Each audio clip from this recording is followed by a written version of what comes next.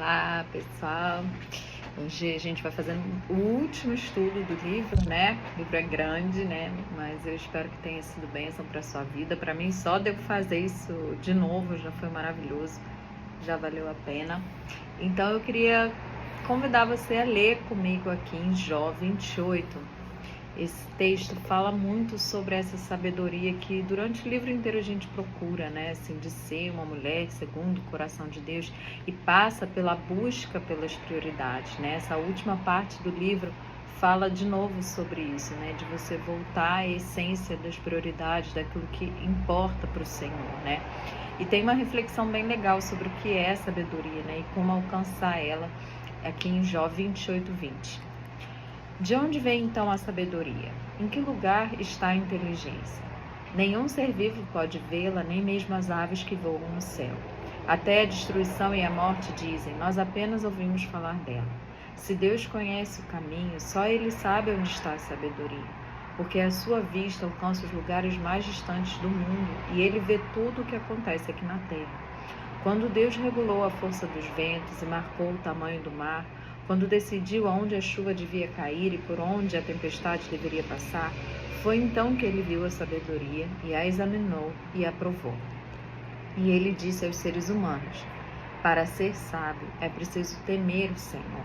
Para ter compreensão é necessário afastar-se do mal. Eu acho tão interessante porque a gente às vezes não pensa que a sabedoria tem a ver com a santidade, né? Mas a verdadeira sabedoria, ela é santa, ela é pura e ela te faz chegar à verdade, né? Aquela sabedoria que está no coração de Deus. Ela é tão diferente da sabedoria desse mundo, né? A palavra de Deus fala, né, que a sabedoria do mundo é loucura para Deus, né? E a sabedoria dos homens, e a sabedoria de Deus é loucura para os homens também, né? Então a gente que procura fazer a vontade de Deus, às vezes passa meio por maluco, né? Faz parte do nosso processo de obedecer a Deus e a gente está disposto, sabe? Disposto a abrir mão do nosso entendimento, do nosso raciocínio. E Deus costuma priorizar coisas que a gente despreza, né? Então, a sabedoria verdadeira, ela passa mesmo por um processo onde a gente se arrepende de muita coisa, a gente quebranta muito o coração e que Deus nos abençoe nesse processo todo, né? Não tem como a gente ser segundo o coração de Deus e não passar por isso. Então vamos lá, gente. Vou passar rapidinho, que são 2 capítulos que ela dá uma boa resumida sobre um coração que estabelece prioridades, né? Então vamos relembrar quais são essas prioridades. Ela faz uma lista para deixar as coisas um pouco mais práticas. Então ela coloca assim, que a primeira prioridade nossa deveria ser amar a Deus, né? E segui-lo de todo o coração. Em segundo lugar, nosso marido, se você tem um, né? Ou você é casado, os nossos filhos. Em quarto lugar, o lar, as necessidades, os cuidados com a casa. Em quinto lugar, o nosso próprio cuidado, né? E em sexto lugar, amar e servir o povo de Deus, né? Ministrar aos outros, às outras pessoas. Claro que isso aqui não é um esquema inflexível, né? Isso é só uma diretriz para ajudar a gente nas horas de decidir as pequenas atividades e o nosso horário, né, da semana. Mas em tudo a gente tem que ter bom senso, né? Tem que ser flexível.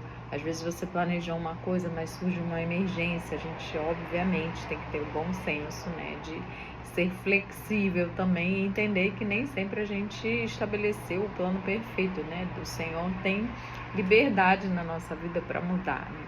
O que a gente não pôde prever.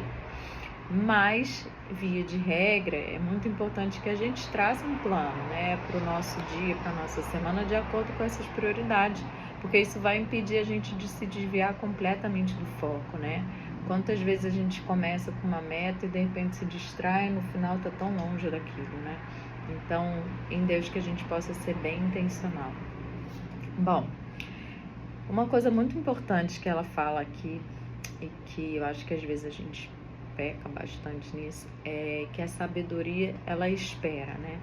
Peca quem é precipitado. Então, às vezes, até na urgência, assim, de querer fazer tudo certo, a gente acaba querendo fazer tudo ao mesmo tempo e acaba errando 1 milhão de coisas, né?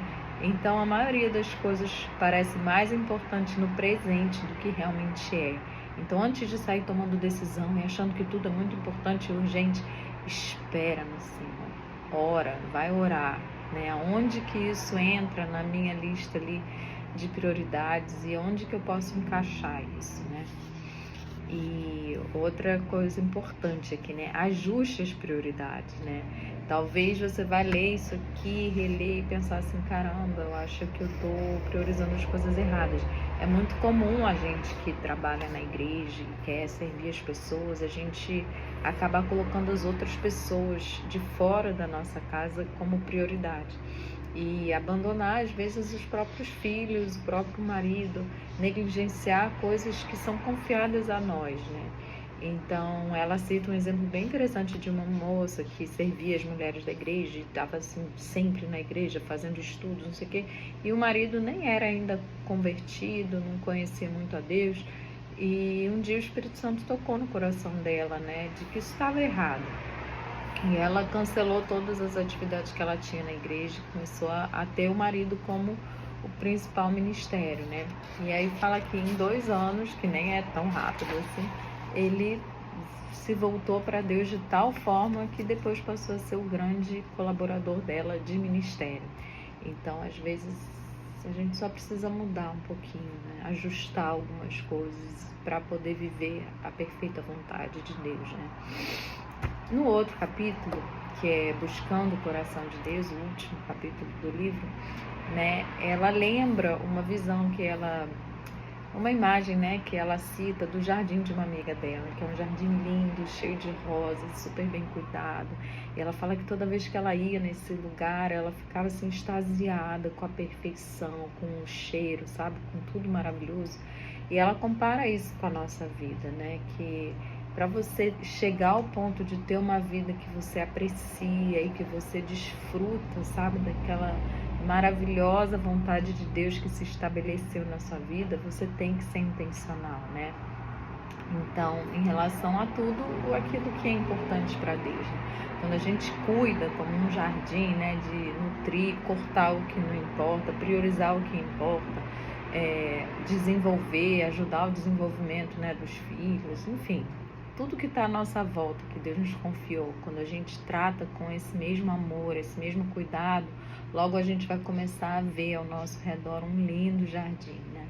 Eu falo de carteirinha, assim, tanta coisa que hoje eu olho e eu aprecio tanto, sabe, em Deus, os meus filhos, minha casa, meu marido, as coisas que eu sei que se não fosse o Senhor, se não fosse a misericórdia dele, se não fosse, assim, uma busca diária, intensa, minuto a minuto, se fosse a paciência de Deus, né, não teria alcançado. Então, vale muito a pena isso, né.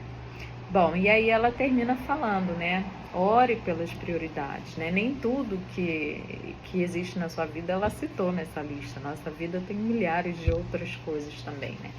Então, sempre ore, Senhor, onde é que isso se encaixa, qual a importância disso, o quanto eu realmente devo me dedicar. Gente, tem coisa que o Senhor vai chegar e vai falar assim, meu filho, isso aqui você nem pensa nisso, esquece isso.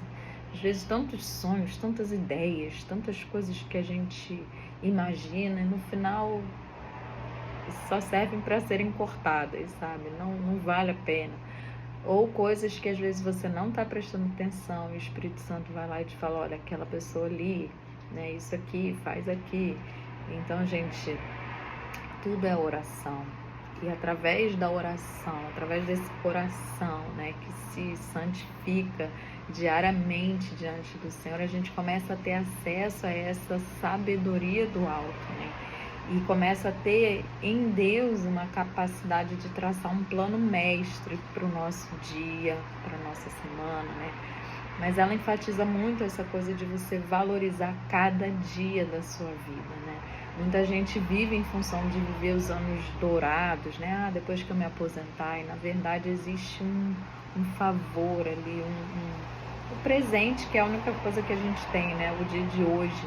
Então valorize esse dia de hoje, aproveite, né? Eu adoro também a Joyce Meyer, a pregadora, né? Que ela fala enjoy, né? Assim, enjoy the everyday life, né? É simplesmente isso que é o objetivo, né? Então que a gente consiga aproveitar o dia a dia e criar. Ela faz essa metáfora, né? Como se fosse um colar de pérolas, e cada dia uma pérola. Se você conseguir fazer de cada dia algo muito precioso, logo você vai ter um colar, uma vida linda, né? Na presença de Deus. Então, gente, ela super estimula você fazer a sua agenda, você se dedica ao Senhor, sabe? Não vive a vida impensadamente, né? Davi tem um salmo que ele fala assim: Senhor, me ensina a contar os meus dias, né? Isso quer dizer, me ensina a viver os dias que valham a pena viver, né? Que realmente vale a pena. Então, que o Senhor nos dê essa graça, essa sabedoria de buscar Ele diariamente, de querer construir coisas lindas para Ele, de ser uma bênção para quem está ao nosso redor, e que o Senhor realmente nos ensine a verdadeira sabedoria. Amém, gente? Espero que esse livro tenha te abençoado. Se alguém quiser qualquer informação, qualquer coisa, estou aqui, tá bom? Deus abençoe. Beijo.